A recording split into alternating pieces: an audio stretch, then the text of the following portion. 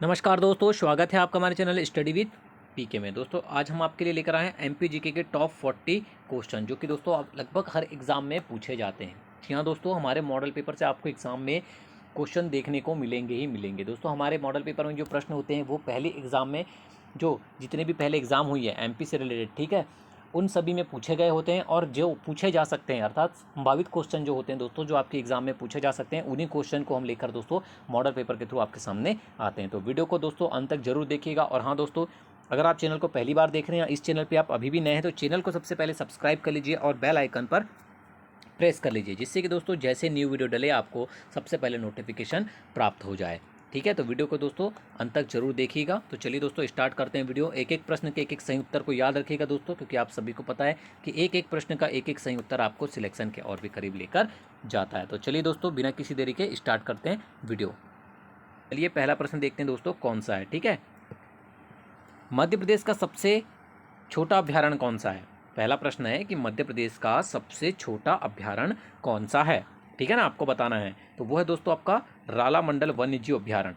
ठीक है, option number A, राला मंडल वन्यजीव अभ्यारण्य जो है वो मध्य प्रदेश का सबसे छोटा अभ्यारण्य है। और इसकी स्थापना दोस्तों ये भी आपको पता होना चाहिए सन 1989 में 1989 में हुई थी। ठीक है, और यह किस जिले में स्थित है ये भी आपको पता होना चाहिए, इंदौर जिले में स्थित है।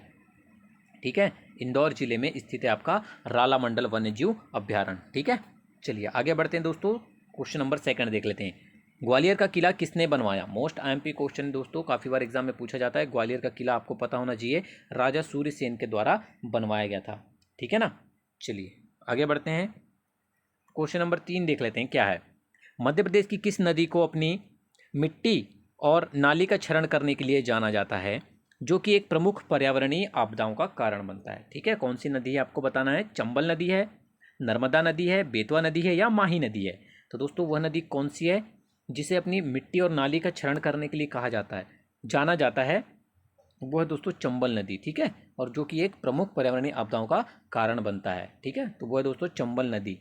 ठीक है, चंबल नदी को जाना जाता है। ऑप्शन नंबर ए आपका आंसर हो जाएगा, चंबल नदी। ठीक है,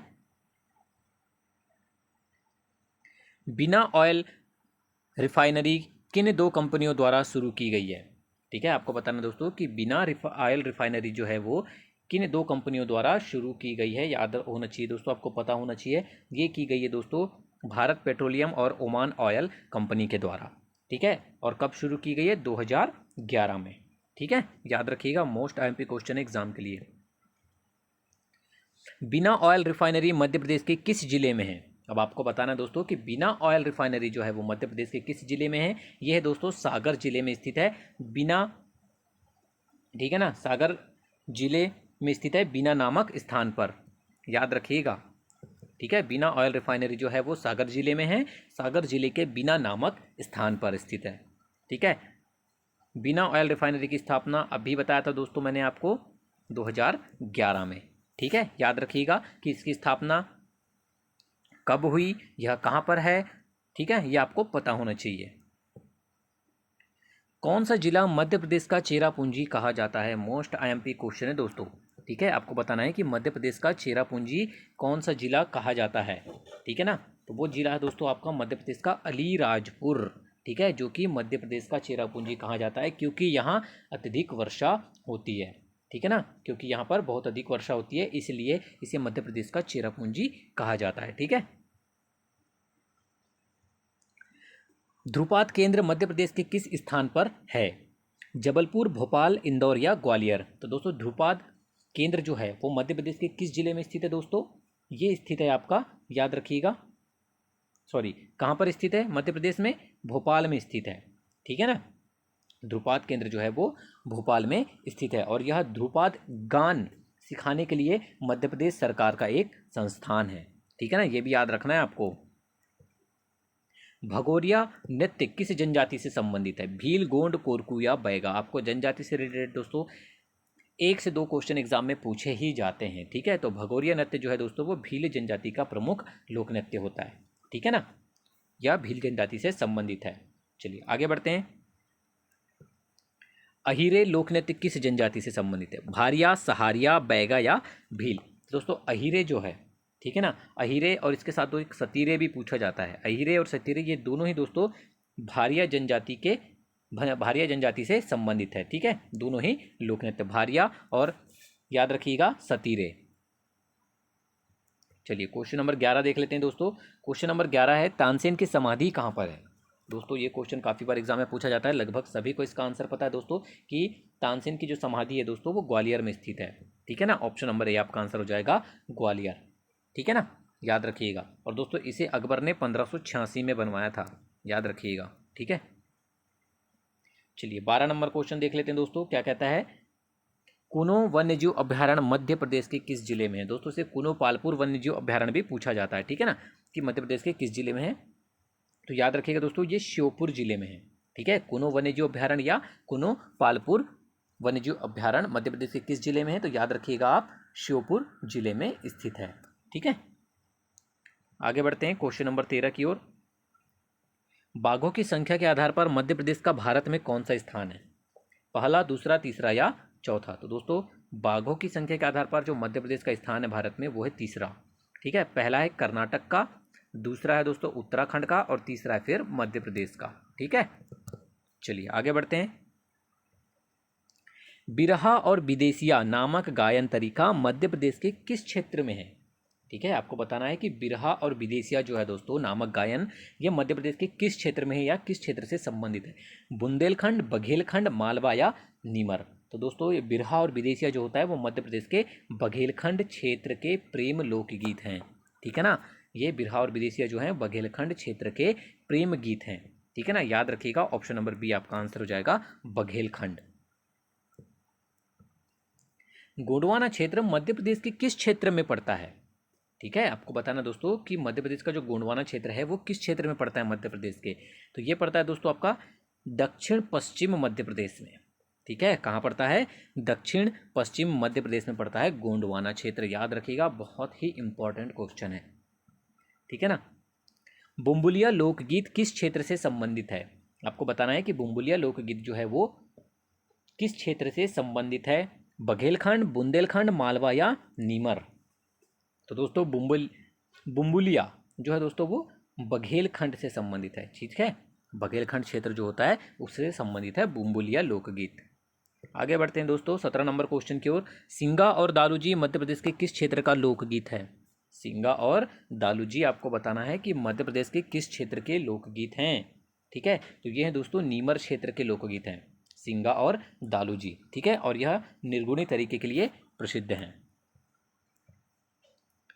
चौकरिया फाग मोस्ट आईएमपी क्वेश्चन है दोस्तों। चौकरिया फाग मध्य प्रदेश के किस क्षेत्र का संगीत है, तो याद रखिएगा दोस्तों चौकरिया फाग जो है वो मध्य प्रदेश के बुंदेलखंड क्षेत्र का संगीत है। ठीक है ना, याद रखिएगा, बहुत ही इंपॉर्टेंट क्वेश्चन है। और दोस्तों कवि इसूरी ने इसे लिखा है। ठीक है, कवि इसूरी ने इसे लिखा है, याद रखिएगा चौकरिया फाग। मोस्ट आईएमपी क्वेश्चन है, एग्जाम में एज इट इज क्वेश्चन पूछा जाता है आपको। कौन सी बोली मध्य प्रदेश के पड़ोस में नहीं है, ब्रजभाषा, कोरकू, गोंडी या मैथिली। ठीक है, कौन सी भाषा, कौन सी बोली दोस्तों, वो है मैथिली, जो कि मध्य प्रदेश के पड़ोस में नहीं है। ठीक है, मैथिली जो बोली है दोस्तों वो नेपाल के तराई क्षेत्र में और उत्तर बिहार में बोली जाती है। ठीक है, हिंगलाजगढ़ किला मध्य प्रदेश के किस जिले में है, बुरहानपुर, मंदसौर, टीकमगढ़ या छतरपुर। ठीक है, आपको बताना है कि हिंगलाजगढ़ किला जो है मध्य प्रदेश के किस जिले में स्थित है दोस्तों, आपको पता होना चाहिए। ये है दोस्तों आपका मंदसौर जिले में स्थित है। ठीक है, हिंगलाजगढ़ किला मध्य प्रदेश के मंदसौर जिले में स्थित है। ठीक है ना, चलिए 21 नंबर क्वेश्चन देख लेते हैं दोस्तों, क्या कहता है। ठीक है, 21 नंबर क्वेश्चन है, भरतारी लोकगीत मध्य प्रदेश के किस क्षेत्र का गीत है। अब आपको बताना दोस्तों कि जो भरतारी लोकगीत है वो मध्य प्रदेश के किस क्षेत्र का गीत है। ठीक है, तो दोस्तों जो भरतारी लोकगीत है ना वो मध्य प्रदेश के मालवा क्षेत्र का गीत है। ठीक है, जो कि मालवा क्षेत्र में राजा भरतारी की याद में गाया जाता है। ठीक है ना, कभी कभी आपको पूछ लिया जाता है दोस्तों कि भरतारी लोकगीत किस राजा की याद में गाया जाता है, तो दोस्तों मालवा क्षेत्र के जो राजा भरतारी है उनकी याद में गाया जाता है, याद रखिएगा। ठीक है ना, आलाखंड लोकगीत मध्य प्रदेश के किस क्षेत्र से है। आलाखंड सभी को पता है दोस्तों बुंदेलखंड क्षेत्र से संबंधित है। ठीक है, आलाखंड जो है दोस्तों वो याग्निक द्वारा रचित परमार रासों का हिस्सा है। सभी को पता है दोस्तों कि आल्हा खंड जो है वो याग्निक द्वारा रचित जो परमार रासो है उसका हिस्सा है, ठीक है, जिसमें आल्हा उदल का वर्णन मिलता है आपको, ठीक है ना। आगे बढ़ते हैं। मध्य प्रदेश का राजकीय वृक्ष है दोस्तों, सभी को पता है कि मध्य प्रदेश का जो राजकीय वृक्ष है वो बरगद है, ठीक है ना। और दोस्तों याद रखिएगा, ये भी याद रखना है आपको कि 1981 में इसे राजकीय पेड़ चुना गया था, ठीक है, 1981 में, ये भी आपको पता होना चाहिए। चलिए आगे बढ़ते हैं। 24 नंबर क्वेश्चन देखते हैं दोस्तों, क्या बोल रहा है। राखी की चुनौती के रचयिता कौन है, ठीक है, आपको बताना है कि राखी की चुनौती के रचयिता कौन है।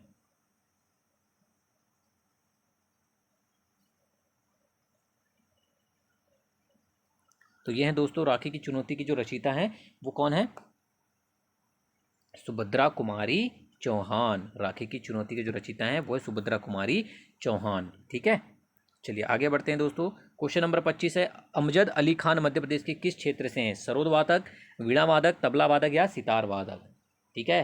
तो दोस्तों ये एक क्या है, सरोद वादक हैं, ठीक है ना। याद रखिएगा ऑप्शन नंबर ए आपका आंसर हो जाएगा, सरोद वादक।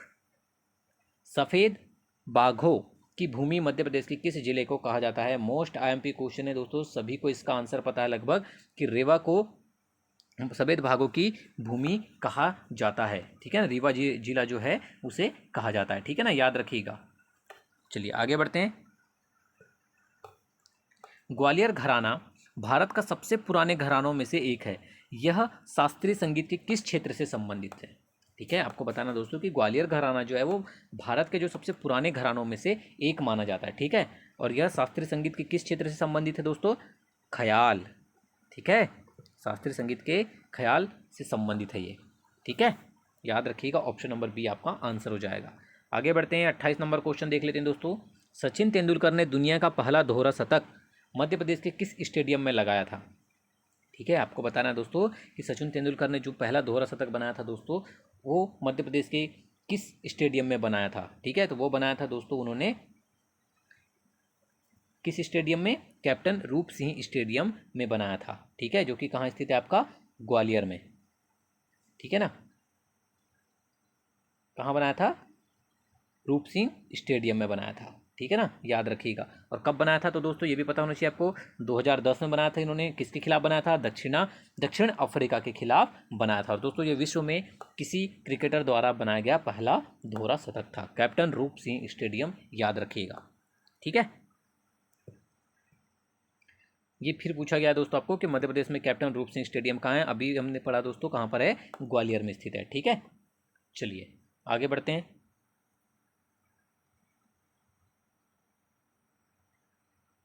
30 नंबर क्वेश्चन है दोस्तों आपका, सिंगरौली जिला अस्तित्व में कब आया। अब आपको बताना है दोस्तों कि सिंगरौली जिला जो है, ठीक है ना, वो अस्तित्व में कब आया। तो ये आया था दोस्तों आपका 24 मई 2008 को, ठीक है ना। यह सीधी जिले के सिंगरौली, चित्रांगी और देवसर तहसील को मिलाकर बनाया गया था, ठीक है, 24 मई 2008, याद रखिएगा। चलिए आगे बढ़ते हैं दोस्तों। नेक्स्ट क्वेश्चन देखते हैं। क्वेश्चन नंबर 31 क्या है, सबलगढ़ का किला मध्य प्रदेश के किस जिले में स्थित है। आपको बताना दोस्तों कि सबलगढ़ का जो जिला है वो मध्य प्रदेश के किस जिले में स्थित है दोस्तों, मुरैना जिले में स्थित है, ठीक है ना। ये मुरैना है, मुरैना जिले में स्थित है आपका, ठीक है। और इसे दोस्तों करौली के राजा गोपाल सिंह ने बनवाया था, ठीक है ना। किसने, गोपाल सिंह ने, जो कहाँ के राजा थे, करौली के, ठीक है। मध्य प्रदेश की ऊर्जा राजधानी किसे कहा जाता है। सभी को पता है दोस्तों कि मध्य प्रदेश की जो ऊर्जा राजधानी है वो सिंगरौली को कहा जाता है, ठीक है ना। आगे बढ़ते हैं। लाला हरदौल की कहानी किस क्षेत्र से संबंधित है। आपको बताना है दोस्तों कि लाला हरदौल की जो कहानी है वो किस क्षेत्र से संबंधित है दोस्तों। तो दोस्तों आपको बता दूं कि लाला हरदौल की जो कहानी है वो मध्य प्रदेश के ओरछा जिले से संबंधित है, ठीक है, याद रखिएगा। नेक्स्ट क्वेश्चन है, कछवाहा राजपूतों की राजधानी सिहोनिया मध्य प्रदेश के किस जिले में स्थित है। अब आपको बताना है कि जो कछवाहा राजपूत थे दोस्तों जिनकी राजधानी थी सिहोनिया, वो मध्य प्रदेश के किस जिले में स्थित है, ठीक है। तो वो है दोस्तों आपकी मुरैना जिले में स्थित है, ठीक है, याद रखिएगा ऑप्शन नंबर ए आपका आंसर हो जाएगा, ठीक है। और दोस्तों आपको पता होना चाहिए कछवाहा वंश की जो स्थापना है, ठीक है ना, वो कौन थे, राजा कृतिराज, ठीक है, राजा कृतिराज। नेक्स्ट क्वेश्चन देखते हैं, क्वेश्चन नंबर 35। मध्य प्रदेश का डेट्रॉयट शहर किसे कहा जाता है? मोस्ट आईएमपी क्वेश्चन है दोस्तों, काफ़ी बार एग्जाम में पूछा गया है कि डेट्रॉयट शहर जो है दोस्तों वो किसे कहा जाता है। सभी को पता है पीतमपुर को क्या कहा जाता है? डेट्रॉयट कहा जाता है, ठीक है ना। चलिए, जो कि कहाँ स्थित दोस्तों? मध्य प्रदेश के धार में स्थित है। मध्य प्रदेश के धार जिले में स्थित है आपका पीतमपुर, ठीक है। और भारत का डेट्रॉयट किसे कहा जाता है दोस्तों? ये भी आपको पता होना चाहिए। आपको तो ये तो पता चल गया कि मध्य प्रदेश का डेट्रॉयट पीतमपुर को कहा जाता है, और भारत का जो डेट्रॉयट है दोस्तों वो चेन्नई को कहा जाता है। किसे कहा जाता है? चेन्नई का, ठीक है। बचपन बचाओ आंदोलन की शुरुआत 1980 में मध्य प्रदेश के किस शख्स ने की थी? ठीक है, बचपन बचाओ आंदोलन जो है की शुरुआत मध्य प्रदेश के किस शख्स ने की थी दोस्तों? तो दोस्तों ये शुरू की थी कैलाश सत्यार्थी ने, ठीक है। कैलाश सत्यार्थी ने बचपन बचाओ आंदोलन की शुरुआत की थी। कब? 1980 में, ठीक है। आगे बढ़ते हैं। मध्य प्रदेश में आईआईटी और आईआईएम किस शहर में स्थित हैं? आपको बताना है कि मध्य प्रदेश में आईआईटी और आईआईएम कहाँ स्थित है दोस्तों, किस शहर में स्थित है? ये दोनों ही दोस्तों आपके इंदौर शहर में स्थित है, ठीक है ना। आईआईटी और आईआईएम इंदौर शहर में स्थित हैं आपके। 38 नंबर क्वेश्चन है, Indian institute of science education and research Madhya Pradesh में कहाँ स्थित है? ठीक है, तो ये स्थित है दोस्तों आपका कहाँ पर? भोपाल में, ठीक है। Indian institute of science education and research Madhya Pradesh में भोपाल में स्थित हैं, याद रखिएगा, ठीक है। चलिए 39 नंबर क्वेश्चन देख लेते हैं दोस्तों। मध्य प्रदेश में कितने केंद्रीय विश्वविद्यालय हैं? ठीक है, आपको बताना है कि मध्य प्रदेश में कितने केंद्रीय विश्वविद्यालय हैं। तो दोस्तों मध्य प्रदेश में कुल कितने केंद्रीय विश्वविद्यालय हैं? वो हैं दोस्तों आपके 2, ठीक है। डॉक्टर हरि सिंह गौर विश्वविद्यालय जो कि सागर में स्थित है आपका, और एक है इंदिरा गांधी राष्ट्रीय ट्राइबल विश्वविद्यालय जो कि अनूपपुर में स्थित है, ठीक है। चलिए आगे बढ़ते हैं। 40 नंबर क्वेश्चन देख लेते हैं दोस्तों, क्या है? इंदिरा गांधी राष्ट्रीय मानव संग्रहालय मध्य प्रदेश में कहाँ स्थित है? तो ये स्थित है दोस्तों आपका भोपाल में, ठीक है। इंदिरा गांधी राष्ट्रीय मानव संग्रहालय मध्य प्रदेश में कहाँ स्थित है?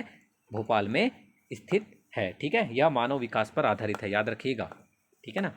तो दोस्तों वीडियो को अंत तक देखने के लिए धन्यवाद। वीडियो पसंद आई हो तो वीडियो को लाइक और शेयर जरूर कीजिएगा, और दोस्तों इसी तरह की लगातार वीडियो पाने के लिए हमारे चैनल को सब्सक्राइब जरूर कीजिएगा। धन्यवाद।